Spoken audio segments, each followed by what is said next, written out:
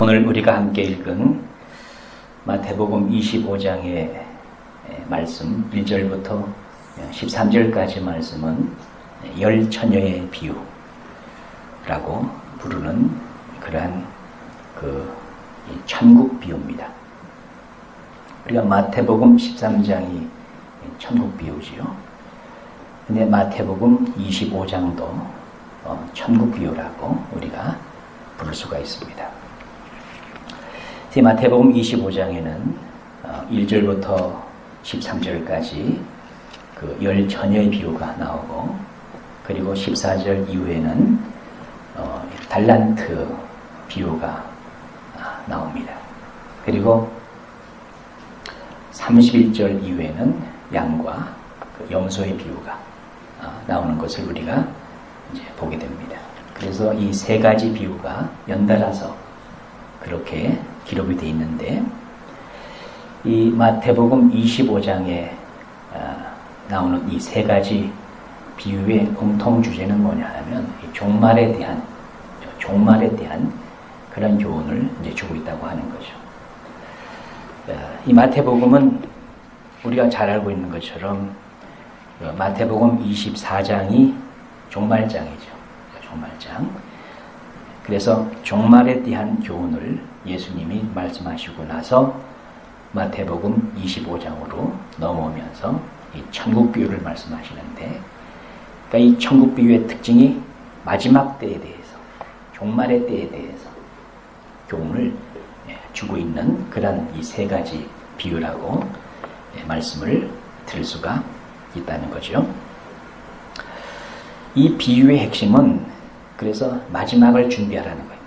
마지막을 어떻게 준비를 해드릴 것인가 라고 하는 이것을 우리가 깨닫는 것이 너무나 중요한 문제라고 하는 것입니다. 어떻게 준비를 해드릴 것인가. 결론부터 말씀드리면 오늘 본문을 통해서 보면 13절이 결론이죠. 13절 말씀만 다시 한번 읽겠습니다. 그런즉 깨어 있으라. 너희는 그날과 그 시를 알지 못하느니라. 그런즉 깨어 있으라. 깨어 있는 사람은 준비를 한 사람이고, 깨어있지 못한 사람은 준비를 못한 사람이고, 이 열 처녀의 비유가 미련한 자와 이제 슬기 있는 자로 구분이 되잖아요. 그러니까 슬기 있는 다섯 처녀는 준비한 사람, 미련한 다섯 처녀는 준비하지 못한 사람. 슬기 있는 자들은 깨있는 자들, 그리고 미련한 자들은 깨어있지 못한 자들. 그렇게 이제 구분을 하고 있는 거죠. 그래서 준비한 자들은 들어가지만 준비하지 못한 자들은 들어갈 수가 없다고 하는 겁니다. 그럼 준비한다는 게 뭔지, 깨어있는다고 하는 게 뭔지, 슬기 있다고 하는 것이 뭔지, 이것이 오늘 이 열 처녀의 비유를 통해서 우리가 깨달아야 할 그 중심 교훈이라고 하는 거죠. 오늘 열 처녀가 이제 나오는데, 왜 열 처녀라고 했는가? 이 열이라고 하는 숫자는 우리가 완전수라고 그렇게 부르고, 또는 충족수라고 그렇게 이제 우리가 부르며 숫자의 의미를. 그래서 이 열 처녀는 뭐를 상징하는 것이냐 하면 신랑을 기다리는 모든 그리스도인들을 의미한다고 그렇게 볼 수가 있다고 하는 거죠.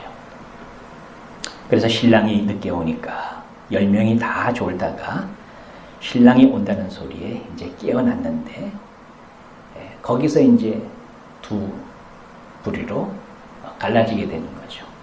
그때 슬기 있는 자, 미련한 자가 갈라지는 거죠. 깨있는 자와 깨어있지 못한 자가 갈라지는 겁니다.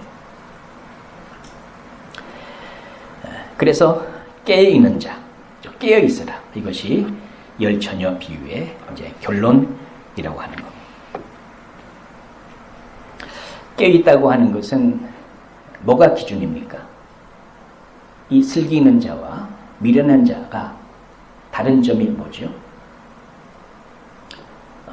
기름이 있느냐 없느냐, 기름이 있느냐 없느냐, 이게 다른 거죠. 그러니까 기름이 있는 자는 깨있는 자이고 기름이 없는 자는 깨어있지 못한 자라고 하는 말과 이제 같은 말입니다. 그럼 깨어있다고 하는 그 의미가 뭘까 도대체? 어떻게 하는 것이 깨어있는 것인가? 뭐 기름을 이제 가지지 못했다라고 할 때 이 기름이 의미하는 게 뭔지에 대해서 어떤 영적인 해석들을 이제 많이 합니다. 그래서 기름이 의미하는 것을 우리가 일반적으로 이제 성령으로 그렇게 우리가 해석을 하죠. 성령. 그래서 성령 충만한 믿음. 성령 충만한 믿음. 성령 충만한 상태가 어떤 상태를 말하는 거죠? 우리는 성령 충만하면은 막 열광적으로 기도하고 막 열심히 뭘 하고 하는 어떤 이런 것을 그냥 겉에서 보기에 참 저 사람은 성령 충만하다. 이렇게 이제 이야기를 하잖아요. 근데 성령 충만하다고 하는 것은 성령은 하나님이에요. 그죠? 삼위일체 하나님이라고. 네, 성령 하나님. 성령 하나님. 그 성령은 어떤 능력이 아니고 성령은 어떤 권능이 아니라 성령은 인격적인 하나님이시라고. 그래서 성령 충만하다고 하는 것은 가장 건전한 성령 충만은 누구를 닮은 사람이 되는 거예요? 예수님이 모델이니까 예수님 닮은 사람이 되는 것이 성령 충만한 거예요. 가장 인격적인 사람이 되는 거예요. 가장 정상적인 사람이 되는 거예요. 진짜 사람이, 진짜 인간이 되는 거예요. 예수님이 진짜 인간의 모델이거든요. 그래서 성령 충만하다고 하는 것은 예수님처럼 사는 사람이 되는 걸 말해요. 그러니까 성령이 오셔서 행하시는 그 중심 사역이 누구처럼 살도록 만들어주는 거예요? 예수님처럼 살도록 만들어주는 거예요. 성령님의 사역은 그런 사역이에요. 은사나 뭐 권능이나 능력이나 이런 걸 행하는 것이 아니고 성령의 가장 기본적이고 중심 사역은 우리를 예수의 생명으로 살도록 예수님의 마음으로 살도록 만들어주는 것. 그리고 그러한 열매가 나타나는 상태, 그것이 성령 충만이라고. 그래서 성령의 9가지 열매가 뭡니까? 성령의 9가지 열매, 사랑과, 갈라디아에서 나오죠. 갈라디아서의 사랑과 희락과 화평과 자비와 양성과 충성과 온유와 절제. 거기는 무슨 능력, 권세 이런 게 없어요. 물론 성령의 내적인 열매도 있고 외적인 역사도 있겠지만은 그런 외적인 역사는 내적인 충만함의 나타남이에요. 나타남. 그러니까 성령 충만한 존재가 돼야 밖으로 나타나는 외적인 역사도 그게 정상적인 역사가 된다는 거죠. 그러니까 그런 존재가 되는 것이 먼저 중요하잖아요. 근데 그 성령의 열매가 결국은 예수님의 마음을 말하는 예수님의 마음, 예수님의 마음으로 살도록, 예수의 생명으로 살도록 우리를 만들어주는 것이 그게 성령 충만이라고. 그게 결국은 깨어있는 거예요. 깨어있는 거. 생명의 성령의 법이라고 하는 것이 바로 그런 상태를 말합니다. 그렇게 살도록 성령님이 우리 속에서 역사하신다 라고 하는 것이 그게 생명의 성령의 법이에요. 결국은 천국 복음이 내 속에서 성취되는 것이고 그 천국 복음의 은혜를 누리는 자가 되는 것. 이것이 성령 충만이고 이 상태가 깨어있는 상태라니까. 그래서 깨어있는 상태가 되면 자기 안에 계신 주님을 인지할 수 있는 영적인 감각이 살아있는 자가 되는 거예요. 그래서 내 안에 계신 주님으로 말미암아 사는 것이 이루어지고 있는 사람이에요. 그게 영적인 감각이 있는 사람이라니까. 대부분의 사람들은 자기 생각으로 그리고 자기 마음대로 자기 안에 계시는 주님을 인식하지 못하고 그냥 자기 육신의 마음과 생각으로 그냥 그렇게 살잖아요. 그것은 자기 안에 계신 주님을 의식하지 못하고 그냥 자기 마음대로 사는 거예요. 자기 소견이 옳은 대로 사는 거라고. 그것을 육신의 마음과 생각으로 산다 이렇게 얘기를 하는 거예요. 그러나 성령으로 거듭난 그리스도인들은 어떻게 사는 사람들이에요? 사는 방식과 원리가 다르다니까. 내가 사는 것이 아니고 내 안에 그리스도가 사는 사람. 그래서 내 안에 계신 그리스도를 의식해야 돼. 그분을 의식해야 된다니까. 그래서 그분으로 말미암아 사는 것이 이루어지는 사람이 그게 깨어있는 사람이라네. 기름이 성령을 의미한다고 했는데 우리가 요한 1서 2장 27절 28절 말씀이죠. 같이 한번 읽겠습니다. 요한 1서 2장 27, 28절 같이 읽습니다. 너희는 주께 받은 바 기름 부음이 너희 안에 거하나니 아무도 너희를 가르칠 필요가 없고 오직 그의 기름 부음이 모든 것을 너희에게 가르치며 또 참되고 거짓이 없으니 너희를 가르치신 그대로 주 안에 거하라. 그렇죠? 너희는 주께 받은 것이 있다. 자, 뭘 받았습니까? 기름 부음. 너희 안에 거하시는 기름 부음. 그러니까 너희 안에 뭐가 계시다는 거예요? 성령님이 너희 안에 계시다는 거잖아요. 그러니까 너희가 하나님의 성전인 것과 하나님의 성령이 너희 안에 거하시는 것을 알지를 못하느냐. 고린도전서 3장 16절에 그렇게 말씀하고 있잖아요. 그러니까 내 안에 계시는 성령님. 그러니까 기름 부음이 우리 안에 있다니까. 주께 받았어요. 주님이 우리에게 주셨어요. 그 성령님을. 내가 성전이야, 성전. 근데 그 기름 부음이 내 속에서 뭘 하시냐 하면은 가르쳐 주시오. 요한일서 2장 27절 다시 보시면 그 기름 부음이 뭘 하십니까? 뭘 하신다고 했어요? 너희 안에 거하나니 아무도 너희를 가르칠 필요가 없고 오직 그 기름 부음이 모든 것을 너희에게 가르치신다. 그러니까 성령님이 우리 속에서 하시는 일이 뭐예요? 가르쳐 주셔요. 가르쳐 주셔. 근데 뭘 가르쳐 주셔요? 성령님이 뭘 가르쳐 주시는 거예요? 성령님이 가르쳐 주시는 게 뭐겠어요? 성령님이 하나님이니까 하나님이 어떤 분이신가 하는 것을 가르쳐 주실 거 아니에요. 예수님이 요한복음에서 보혜사 성령 보내주겠다 이렇게 말씀하시면서 그 보혜사가 오시면 나를 증거할 것이다. 그러니까 누구를 가르치시는 거야? 예수님이 누구신가 하는 것을 증거하시는 거예요. 내 영광을 나타낼 것이다. 주님의 영광을 나타내시는 거예요. 성령님이. 그러니까 성령님이 나를 성전 삼고 내 안에서 거하시면서 그분이 가르치시는데 뭘 가르치신다고요? 주님이 누구신가? 주님의 영광을 나타내시고 그분이 하신 일이 뭔가? 그분의 구원의 역사가 무엇인지를 우리에게 우리 속에서 가르쳐 주시는 거예요. 증거해 주시는 거예요. 그러니까 성령님이 하나님이 어떤 분이신지 예수님이 어떤 분이신지 이 모든 것을 우리에게 가르쳐 주시는 역할, 이게 성령님이라니까.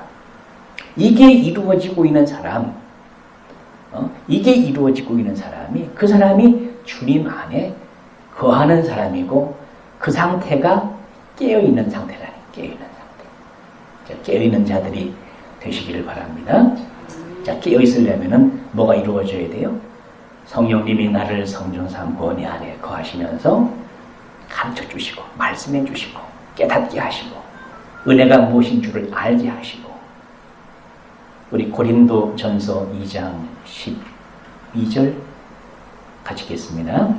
우리가 세상의 영을 받지 아니하고 오직 하나님께로 온 영을 받았으니 이는 우리로 하여금 하나님께서 우리에게 은혜로 주신 것들을 알게 하려 하십니다. 성령님이 우리 속에서 뭘 해주신다고요? 하나님께서 우리에게 은혜로 주신 것들을 알게 하신다는 거예요. 이걸 하나님의 은혜가 뭔지를 깨닫게 하시고 가르쳐 주시는 거예요. 13절 말씀. 우리가 이것을 말하거니와 사람의 지혜에 가르친 말로 아니하고 오직 성령의 가르친 것으로 하니 신령한 일은 신령한 것으로 분별하느니라. 성령님이 가르쳐 주시는데 은혜가 뭔지를 알게 해주시고 이렇게 해야 신령한 일은 신령한 것으로 분별한다. 성령의 가르침을 통해서만이 하나님의 은혜가 무엇인지 영적인 그 은혜가 무엇인 줄을 우리가 깨닫게 된다는 거예요. 그러니까 성령님의 가르침을 통하지 않고는 하나님이 누구신지 예수님이 누구신지 그 은혜가 무엇인지 우리가 알 수 있어요 없어요? 알 수가 없다는 거예요. 아무리 머리로 듣고 배워도 머리가 좋은 사람이라도 아무리 세상에서 공부를 많이 하고 그렇게 뭐 박사학위를 받고 박사학위가 몇 개씩 된다고 해도 육적인 것은 육이고 영적인 것은 영이라니까요. 14절 말씀에 같이 읽습니다. 육에 속한 사람은 하나님의 성령의 일을 받지 아니하나니 저희에게는 미련하게 보이며 또 깨닫지도 못하나니 이런 일은 영적으로라야 분변함이니라. 육에 속한 사람은 하나님의 성령의 일을 받을 수가 없어요. 육으로 난 것은 육이고 영으로 난 것은 영이라니까. 생명이 달라요. 생명이 다르다니까요. 육에 속한 사람은 하나님의 성령의 일을 받을 수가 없다. 그 육에 속한 사람들은 그걸 미련하게 본다. 그러니까 저희에게는 미련하게 보이며 또 깨달을 수도 없다. 왜냐하면 이런 일은 영적으로라야 분변함이니라. 그러니까 성령을 통해서 거듭난 생명을 가지고 성령을 통해서 하나님의 은혜가 무엇인 줄을 가르침을 받지 아니하면 우리가 하나님을 알 수가 없어요. 하나님을 경험적으로 알 수가 없어요. 머리는 지식으로 알 수 있겠지만 경험적으로 아는 것이 그 진짜 아는 거예요. 그렇게 성령의 역사가 이루어지고 있는 사람, 그러니까 성전되어 살고 있는 사람, 그 사람이 깨어있는 자이고 그 사람이 주님 안에 거하는 사람이다. 자, 다시 요한일서 2장 27절로 넘어가서 보시면 맨 마지막에 그렇게 말씀하고 있죠. 자, 그의 기름 부음이 모든 것을 너희에게 가르치며 또 참되고 거짓이 없다. 너희를 가르치신 그대로 주 안에 거하라. 그러니까 주님 안에 거하는 상태가 깨어있는 상태예요. 이렇게 살 때, 그 바로 뒤로 28절 같이 읽습니다. 자녀들아 이제 그 안에 거하라. 이는 주께서 나타내신 바 되면 그의 강림하실 때에 우리로 담대함을 얻어 그 앞에서 부끄럽지 않게 하려 함이라 그랬죠. 그 세 번째 줄에 그의 강림하실 때, 이게 언제 말하는 거예요? 이게 열 처녀 비유의 상황이야. 신랑 오실 때, 신랑 되신 예수님께서 다시 오실 때, 그의 강림하실 때에, 그러니까 깨어있는 상태가 어떤 상태야? 그러니까 요한일서 2장 27절의 상태, 기름 부음이 우리 안에 거하는 그래서 내가 성전되어 사는 자가 되었는데 그 성령이 내 속에서 가르쳐 주시고 은혜를 알게 하시고 깨닫게 하시고 주님의 영광을 나타내시고 주님이 어떤 분이신가 하는 것을 증거해 주시고 또 내가 하나님의 자녀라고 하는 것을 또 내 속에서 증거해 주신다 그랬죠. 로마서 8장에 보면 그러니까 성령님이 성전된 그 사람 속에서 일을 하시는 거예요. 그 기름 부음이 임하는 상태라니까. 그것이 깨어있는 자라. 깨어있는 자. 깨어있는 자예요. 그러게 깨어있는 자가 돼서 살면 주님이 강림하실 때에 주님이 언제 오실지 안다 그랬습니까? 모른다 그랬습니까? 오늘 본문에 보니까 13절 보니까 안다 그랬어요? 모른다 그랬어요? 네. 그런즉 깨어 있으라 너희는 그날과 그 시를 알지 못하느니라. 자, 그날과 그 시를 우리는 알지 못해. 그러나 누구는 알아? 깨어있는 자는 안다는 거예요. 깨어있는 자는 안다는 거예요. 이건 우리가 데살로니가 전서가 보면 거기 나와요. 잠자는 자는 모르지만 깨어있는 자는 안다는 거예요. 그러니까 성령의 가르침을 받고 주님 안에서 사는 사람은 언제 오시든지 상관없이 주님이 강림하실 때에 부끄러움을 당하지 않을 것이다. 지금 미련한 5사람은 부끄러움을 당하고 있는 거예요. 그러나 슬기는 5사람은 준비가 됐으니까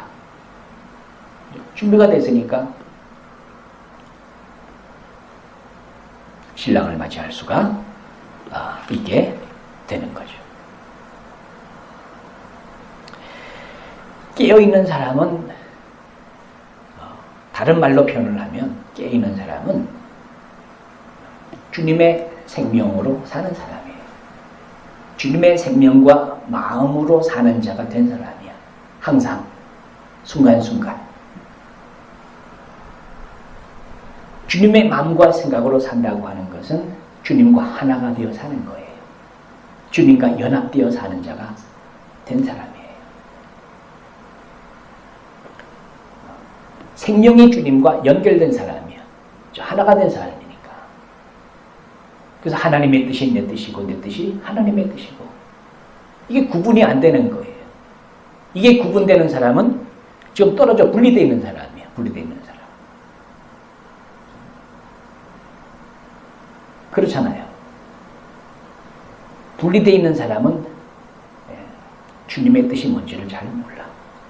근데 하나가 되어 사는 사람은 주님의 뜻이 내 뜻이고 내 뜻이 주님의 뜻이에요.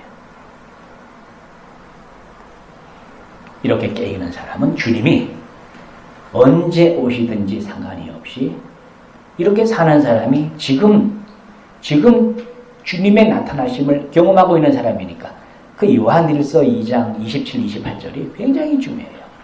이 열처녀의 비유를 우리에게 그대로 어떻게 보면은 핵심적인 내용을 우리에게 말씀해 주고 있는 거예요. 27절에 이제 성령의 기름 부음 가르쳐 주시고 주 안에 거하라 이렇게 말씀하시고 나서 28절 보세요.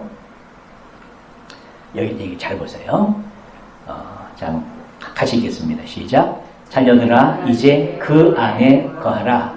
이는 주께서 나타내신 바 되면 그의 강림하실 때에 요거지만 자녀들아 이제 그 안에 거하라. 자, 이제 그 안에 거하라. 이게 27절 마지막에 있던 말씀을 지금 다시 얘기하고 있는 거죠. 그죠?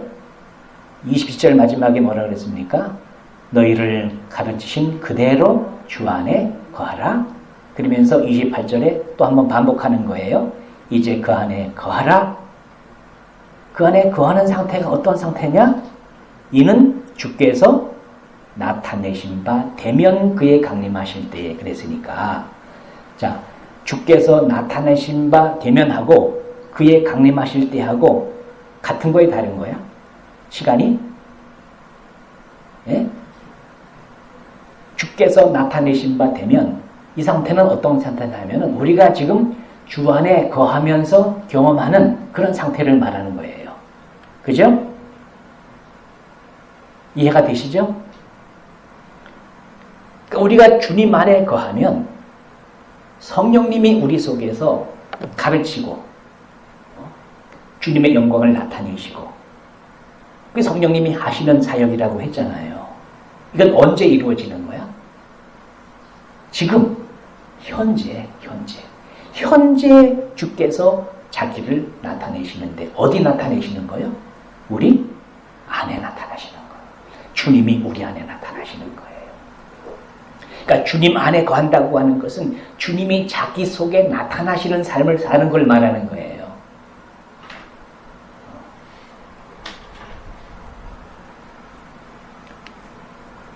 그러니까 마음이 천국이 돼서 사는 사람을 말하는 거예요. 이렇게 사는 사람이 주님이 강림하실 때 그분이 언제 오시든 상관이 없이 그건 상관없어. 그거는 지금 이루어지고 있으니까 그분이 언제 오시든 상관없이 그분이 오시면 그분을 만나는 거예요. 그러니까 언제가 중요한 거예요. 우선 우리에게 있어서 지금 주님이 나타나시는 삶을 살아야 되는 거예요. 지금 현재적인 천국 이해가 되는 줄로 믿습니다. 천국 복음은 이걸 말하는 거예요. 주님이 언제 오시나 먼 미래 바라보면서 그렇게 사는 것이 아니라 지금 현재 내가 하나님의 성전이 돼가지고 기름 부음이 내 안에 거하는 성령님이 내게 말씀하시고 가르쳐 주시는 그분이 주님의 영광을 나타내시고 이게 복음에는 하나님의 의가 나타나는 거예요. 하나님을 경험하고 사는 거예요. 내 속에서 주님을 경험하고 내가 사는 것이 아니라 주님이 사시는 것을 내 속에서 경험하고 내가 천국이 돼서 사는 거예요. 그 사람 속에 주님이 임하셨다니까. 현재적으로. 신랑이 왔다니까요. 신랑이. 우린 나중 만날 신랑을 자꾸만 언제 오시나 기다릴 것이 아니고 먼저 만나야 돼요. 먼저 내 속에서 만나야 된다니까. 성령의 기름 부음이 있어야 만난다니까.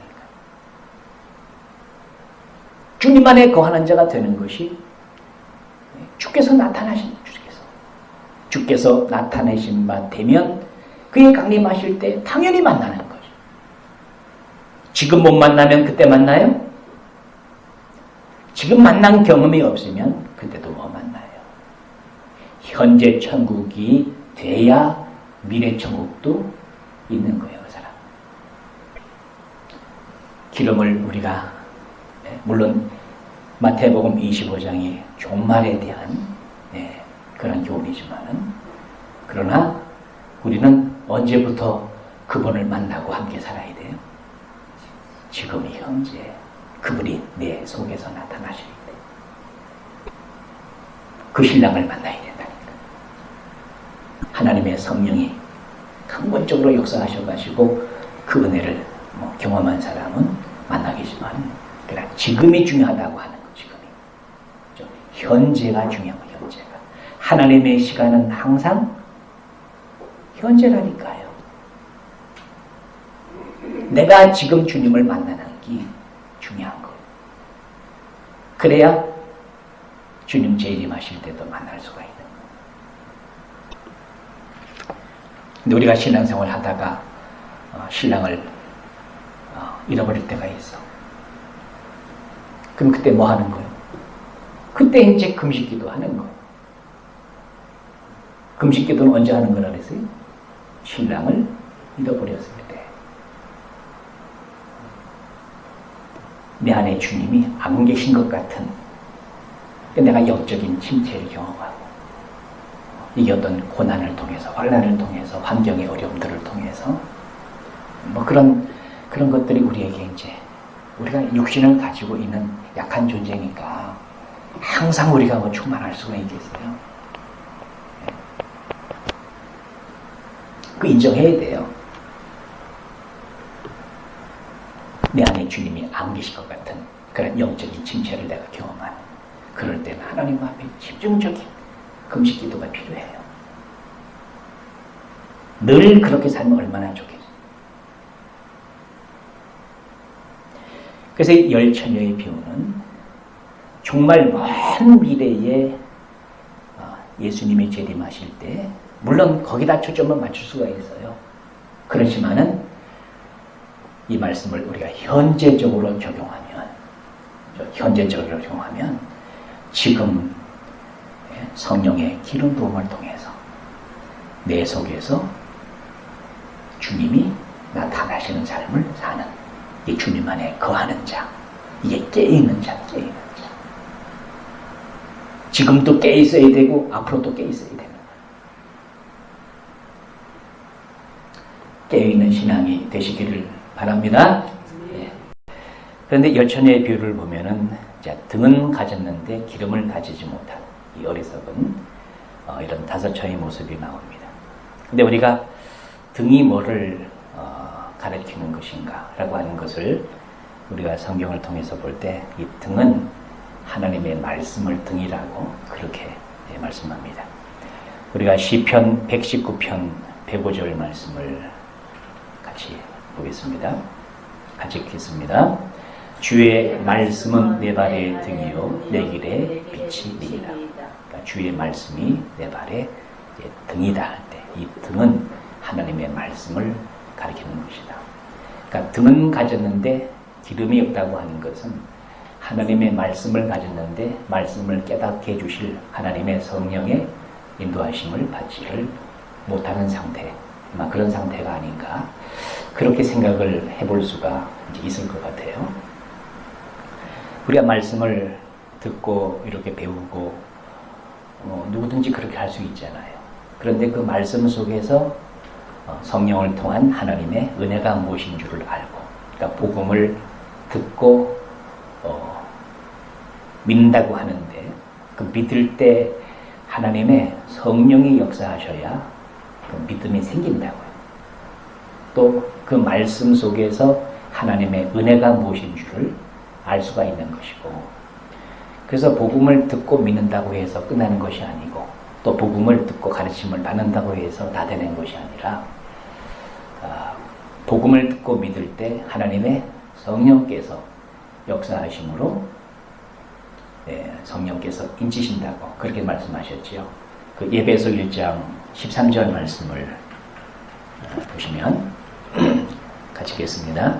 그 안에서 너희도 진리의 말씀 곧 너희의 구원의 복음을 듣고 그 안에서 또한 믿어 약속의 성령으로 인치심을 받았으니. 그러니까 말씀과 뭐가 함께 역사하시는 거예요? 말씀과 성령이 함께 역사하셔야 거듭남의 그런 역사가, 하나님의 생명의 역사가 우리 가운데 일어나게 된다고 하는 거죠.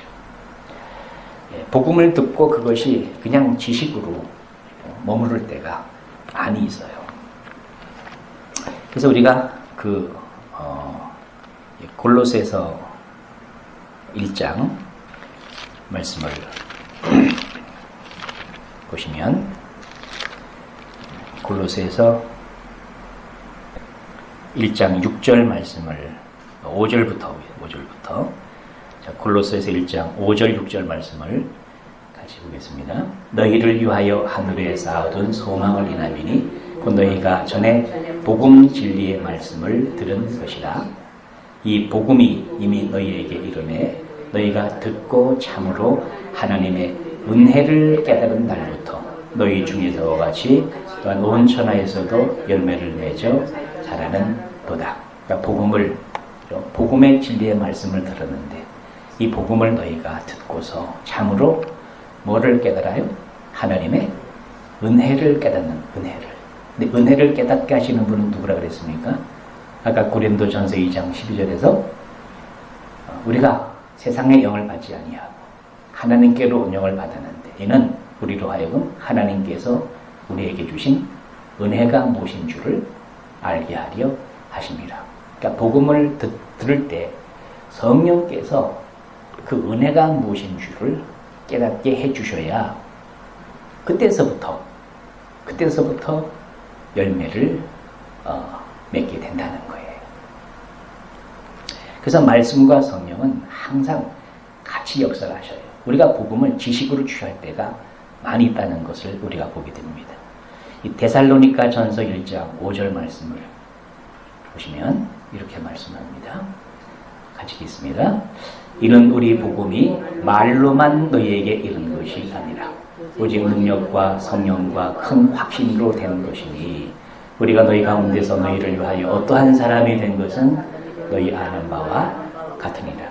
복음이 뭐로만 전달될 수가 있다고? 복음이 말로만 전달될 수가 있다는 거죠. 말로만. 근데 말로만 이룬 것이 아니라 오직 능력과 성령과 큰 확신으로 된 것이니. 그러니까 복음이 증거될 때 뭐가 함께 역사하셔야 돼요? 성령이 함께 역사하셔야 돼요. 그러니까 성령의 역사가 없는 복음의 지식 전달은 열매가 될 수가 없다는 거예요. 그래서 등과 기름, 말씀만 가지고는 안 된다는 거죠. 말씀과 함께 하나님의 성령이 역사하는. 그래서 말씀과 성령은 함께 역사하는 것이라는 거죠. 이것을 이제 우리가 그 로고스와 레마, 말씀을 그렇게 우리가 이제 보잖아요. 그죠? 로고스와 레마로. 그러니까 로고스는 그냥 기록된 말씀이에요. 기록된 말씀. 근데 레마는 뭡니까? 성령을 통해서 깨달은 말씀이라. 깨달은 말씀. 그래서 로고스가 등이라면 레마는 등과 기름. 그렇게 이제 우리가 볼 수가 있다고 하는 거죠. 또 우리가 고린도 후서 3장 3절 말씀도 한번 같이 보시면 그렇게 말합니다. 같이 읽겠습니다. 너희는 우리로 말미암아 나타난 그리스도의 편지니 이는 먹으로 쓴 것이 아니요 오직 살아계신 하나님의 영으로 한 것이며 또 돌비에 쓴 것이 아니요 오직 이게 신비에 한 것이라. 그러니까 돌비, 신비가 나오잖아요. 돌비, 신비. 먹으로 쓴 것, 하나님의 영으로 쓴 것. 그러니까 로고스는 뭐겠어요? 로고스는 돌비에 쓴 말씀이야. 기록된 말씀이라니까. 그런데 레마는 뭡니까? 육의 신비에 쓴 하나님의 영으로. 그래서 등과 기름을 가졌다고 하는 것은 하나님의 말씀이 신비의 레마의 말씀으로 그렇게 내 속에서 말씀하시는, 그러니까 성령이 내 안에서 가르쳐 주시는 거예요. 말씀해 주시는 그런 상태가 깨어있는 상태라고 하는 거죠. 이것을 베드로 전서 3장 말씀을 보시면 이렇게 말합니다. 3장 4절 말씀입니다. 3장 4절 같이 읽겠습니다. 오직 마음에 숨은 사람을 온유하고 안정한 심령에 썩지 아니할 것으로 하라. 이는 하나님 앞에 값진 것이니라. 마음에 숨은 사람이 뭐를 가리킵니까? 누구를 말하는 거예요? 마음에 숨은 사람. 마음에 숨은 사람이 있는 사람이 있고 없는 사람이 있어. 자, 마음에 숨은 사람이 다 있습니까? 마음에 사람이 또 한 분이 계셔. 숨어 있어. 속사람이 속사람. 내 안에 계신 그리스도에, 내 안에 계신 그리스도. 그분으로 말미암아 사는, 그분의 말씀을 듣고 사는. 그래서 온유하고 안정한 심령에 썩지 아니할 것, 썩지 아니할 것. 이 썩지 아니할 것이 뭔가 하는 것을 우리가 같은 그 베드로 전서 1장 23절 말씀을 보세요.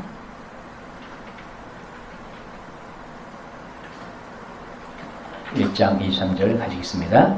너희가 거듭난 것이 썩어질 씨로 된 것이 아니요 썩지 아니할 씨로 된 것이니 하나님의 살아있고 항상 있는 말씀으로 되었느니라. 썩지 아니할 것이 뭐를 말하는 거예요? 썩지 아니할 것. 오직 마음에 숨은 사람을 온유하고 안정한 심령에 썩지 아니할 것으로 해라. 썩지 아니할 것이 뭐라고요? 썩지 아니할 씨, 이게 뭡니까? 하나님의 살아있고 항상 있는 말씀. 그러니까 내 속에서 말씀하시는 주님의 음성을 듣고 사는 것을 말하는 거예요. 이것이 하나님 앞에서 값진 것이다. 그렇게 말씀하잖아요. 3장 4절 말씀에서. 그죠? 이는 하나님 앞에 값진 것이니라. 이게 가치가 있는 것이다. 이렇게 사는 것이. 특별히 여기서 아내들을 향해서 얘기하잖아요. 3장 3절에서는 겉사람을 얘기해. 그죠? 너희 단장은 머리를 꾸미고 금을 차고 아름다운 옷을 입은 외모로 하지 말고. 이건 겉사람의 삶이야. 겉사람의 삶. 겉사람을 아름답게 단정하고 머리를 꾸미고 금 차고 아름다운 옷을 입고 이런 외모로 겉사람 치장하는데 거기다 신경 쓰고 살지 말고 그것은 가치가 하나님 앞에 값진 삶이 아니니까. 4절 어떻게 살라고? 오직 마음에 숨은 사람을 온유하고 안정한 심령에 썩지 아니할 것으로 해라. 이는 하나님 앞에 값진 것이니라. 그러니까 겉사람과 속사람을 얘기하는 거예요. 겉사람과 속사람을.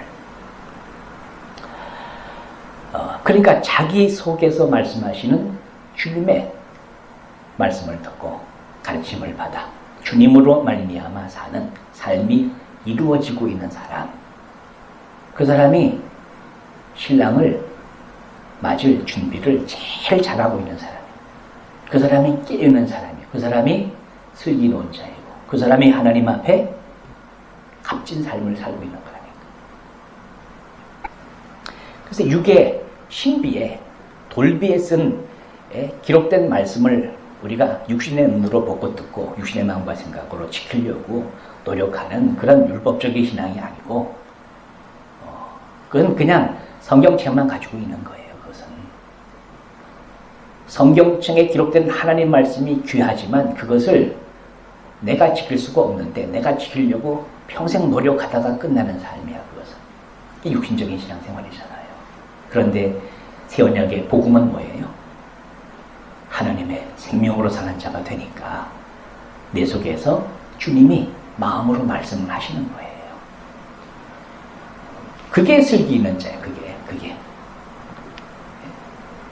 등과 기름물 함께 가진 자예요.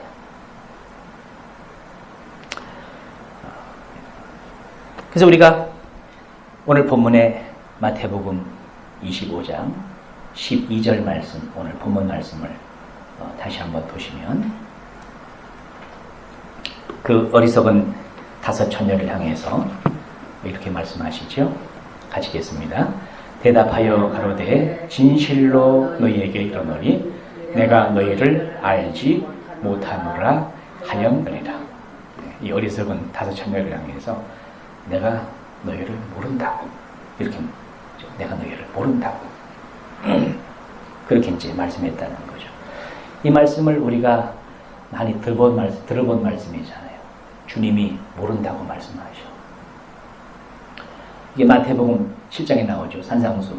그죠? 마태복음 7장 21절부터 보세요. 같이 읽겠습니다.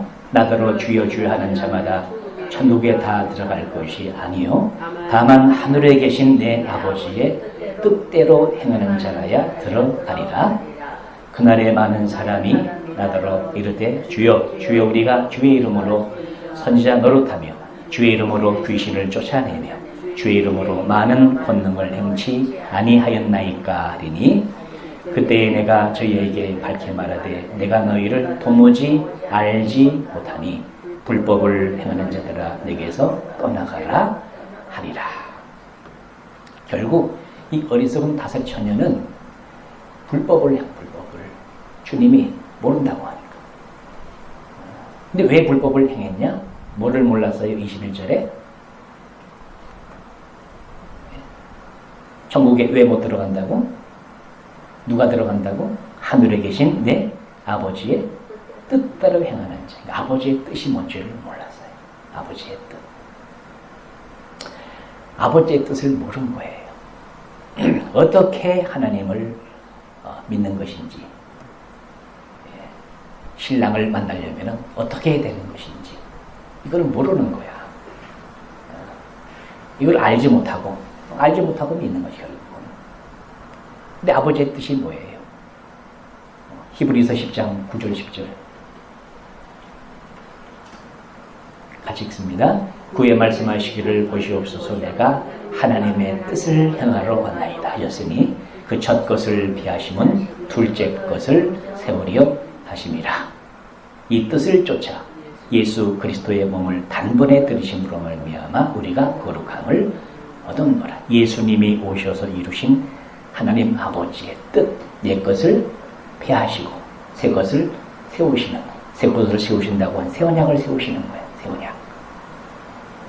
새 언약의 복음을 성취하시는 거라니까. 새 언약의 중보자로 오셔서 새 언약을 성취하시는 성령님도 지금 이 새 언약을 이루어 주시는 일을 지금도 하고 계시는 거예요.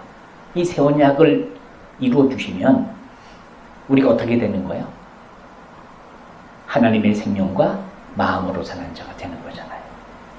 성령이 내 안에 오셔서 나를 거듭나게 하시고 그 거듭난 생명, 영원한 생명, 그 부활 생명, 예수 그리스도의 생명, 그 생명으로 누구처럼 살도록? 예수님처럼 살도록 우리를 만들어주시는 성령께서 말씀하시고 가르치셔서 주님 안에서 주님으로 말미암아 사는 자가 되도록 만들어주시는, 깨있는 자가 되게 해주시는, 그래서 신랑을 만나게 해주시는 거예요.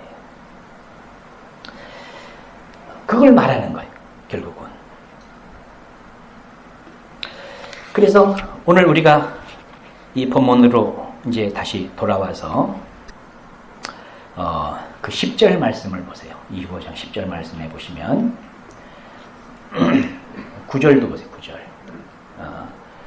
그 슬기는 자들이 이제 그 어리석은 자들에게 하는 말입니다. 한번 같이 읽겠습니다. 슬기는 자들이 대답하여 가로되 우리와 너희에게 다 부족할까 하노니 차라리 파는 자들에게 가서 너희 쓸 것을 사라 하시니, 자, 너희 쓸 것을 사라 이렇게 말씀하신다. 이렇게 얘기한다고요. 그리고 10절 저희가 사러 간 동안에 신랑이 오므로 예비하였던 자들은 함께 혼인잔치에 들어가고 문은 닫힌지라. 자, 가서 사라고 사라고. 뭘 사라는 거야? 뭐 기름 사라는 거겠지요. 그죠? 기름 사라는 거겠죠.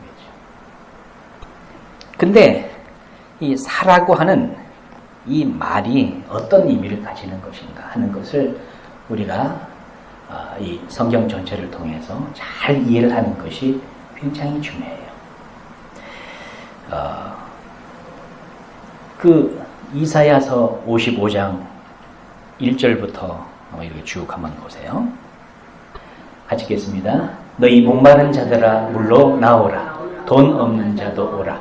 너희는 와서 사 먹되 돈 없이 값 없이 와서 포도주와 젖을 사라. 자, 너희는 와서 사 먹어라. 그리고 사 먹는데 돈 없이 값 없이 와서 포도주와 젖을 사라. 이렇게 이제 말씀하신다고.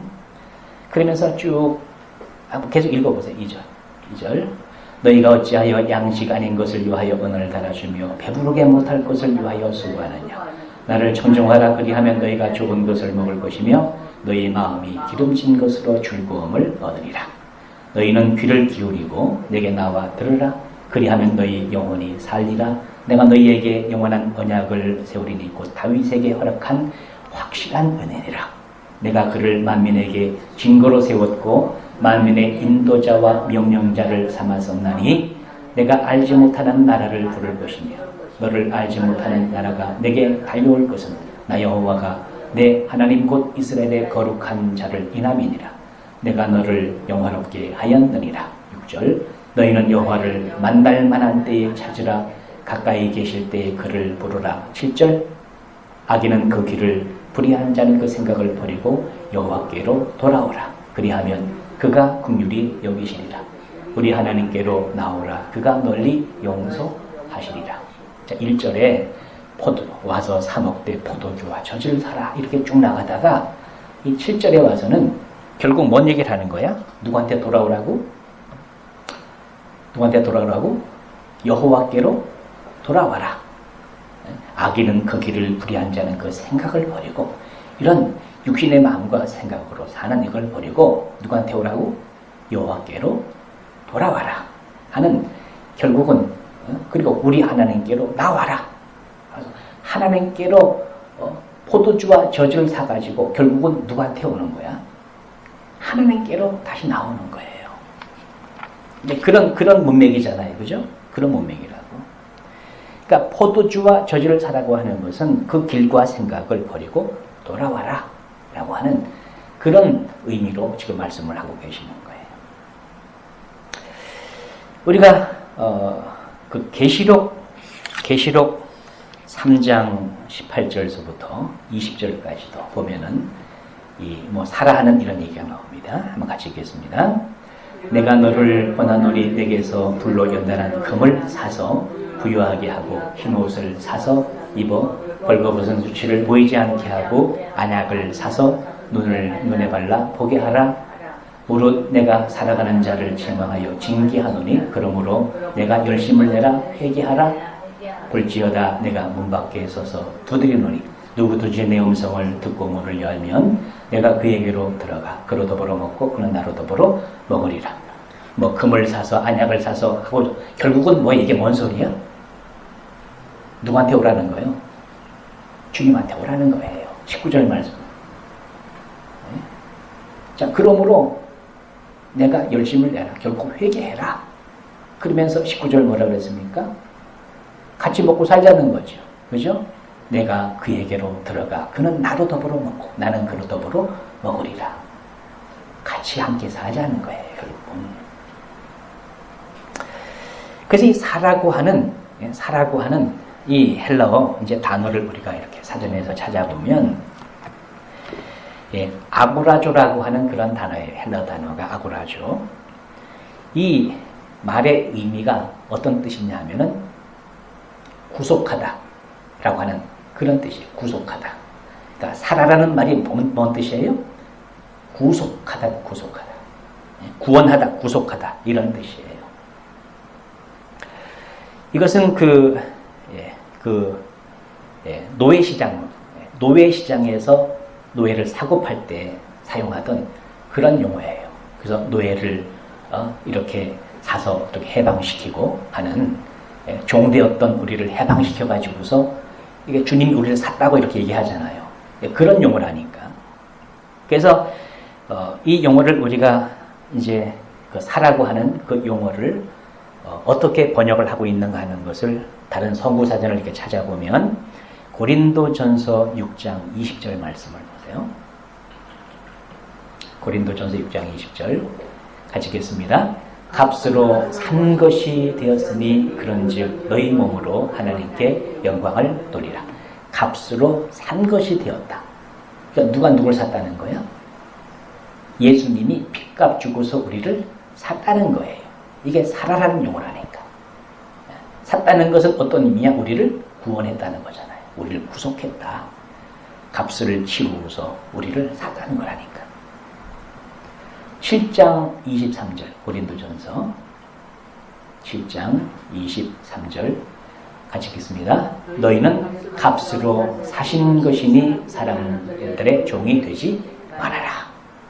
이 마찬가지 말이에요. 값으로 샀다는 거예요. 그래서 사람의 종이 아니고 이제는 하나님의 자녀라는 거죠. 하나님이 우리를 핏값 주고 아들의 핏값을 주고서 우리를 샀다는 이 말이 사라, 포도주와 젖을 사라, 그리고 안약을 사서 뭘 하고 이렇게 아까 계시록에 그 용어라니까. 우리 한 두 구절 더 찾아보시면 그 베드로 후서 2장 1절 말씀 보세요. 같이 읽습니다.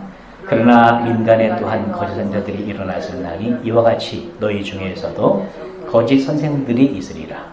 저희는 멸망케 할 이단을 가만히 끌어들여 자기들을 사신 주를 부인하고 임박한 멸망을 스스로 취하는 자들이라. 자기들을 사신 주를 부인하고. 계속 주님이 우리를 샀다고 하는 표현을 많이 쓴다고. 샀다는 표현이 빚값 주고 우리를 샀다라고 하는 것은 우리를 구속했다라고 하는 그런 의미예요. 그런 의미. 계시록 5장 9절. 요한계시록 5장 9절 같이 보겠습니다. 새 노래를 노래하여 가로되 책을 가지시고 그 인봉을 떼기에 합당하시도다. 일찍 죽임을 당하사 각 족속과 방언과 백성과 나라 가운데서 사람들을 피로 사서 하나님께 드리시고. 자, 여기서도 사람들을 피로 샀다고 하는 거. 그 말이에요. 그 말. 이 슬기 있는 다섯 처녀들이 어리석은 다섯 처녀를 향해서 가서 기름을 사와라 할 때 그 샀다는 말이 이 말하고 같은 말이라니까. 자, 이해가 되시죠? 한 구절 더 보겠습니다. 계시록 14장 4절 말씀에 같이 읽겠습니다. 이 사람들은 여자로 더불어 더럽히지 아니하고 정절이 있는 자, 어린 양이 어디로 인도하든지 따라가는 자며 사람 가운데서 구속을 받아 처음 익은 열매로 하나님과 어린 양에게 속한 자들이니. 자, 여기서 사람 가운데서 구속을 받아 할 때 이 구속이라고 하는 용어가 살아 하는 용어예요. 살아. 그러니까 살아라는 말이 어떤 뜻이라는 뜻이야? 구속이라는 뜻이에요. 이 구원이라는 의미가 그 속에 내포가 되어 있는 거죠. 그러니까 가서 기름을 사라. 또 포도주와 젖을 사라. 또 계시록에서도 이런 사라 하는 이런 결국은 우리를 구원해가지고. 자, 구원의 목적이 뭐예요? 예수 임마누엘이잖아. 그죠? 예수는 무슨 뜻이죠? 자기 백성을 죄에서 구원할 자란 뜻이라고. 임마누엘은 뭐예요? 구원의 목적이 임마누엘이에요. 하나님과 함께 사는 자가 되는 거예요. 그러니까 기름을 산다고 하는 것은 결국은 기름이 성령을 의미한다 그랬잖아요. 그러니까 성령으로 말미암아 성령을 하나님께서 우리에게 보내주시는 가장 중요한 목적은 성령의 그 사역이 예수 그리스도가 누구신지, 그러니까 복음을 듣고 믿을 때 복음의 내용을 잘 이해를 해가지고 예수 그리스도가 누구시구나, 그분이 하신 일이 뭐구나, 그분이 왜 그런 일을 하셨는가 라고 하는 것을 복음을 잘 가르침을 받잖아요. 그러면은 성령께서 그 복음을 믿는 자들에게 복음이 그 사람 속에서 이루어지도록 해주시는 그 일을 하시는 분이 바로 성령님이라고. 그죠? 그래서 그 복음이 그 사람 속에서 실제가 되도록, 그래서 그 복음의 내용인 하나님의 생명으로 사는 자가 되도록 우리를 만들어 주셔가지고 하나님하고 하나가 되어 함께 사는 자가 되도록 해주시는 거. 이게 구원이잖아요. 구원. 살아라고 하는 그 의미 속에 그런 의미가 들어있다는 거예요. 결국은. 그런데 슬기로운 다섯 처녀는 그게 있던 사람들이야. 그게. 그런데 어리석은 다섯 처녀는 그게 뭔지를 몰랐어요. 그래서 신랑이 오고 난 다음에 문 닫은 다음에 가가지고서 결국은 뭐 시간 늦어버린 거죠. 때는 지나갔다니까. 주님이 알지 못한다. 그렇게 말씀하시는 거예요. 그래서 어떻게 보면 등은 가졌어. 하나님의 말씀은 가졌어요. 그게 어떻게 보면 율법주의적인 신앙이라고 볼 수가 있어요. 그러니까 역시 뭐를 말하고 있냐? 율법과 복음을 또 얘기하고 있는 거예요.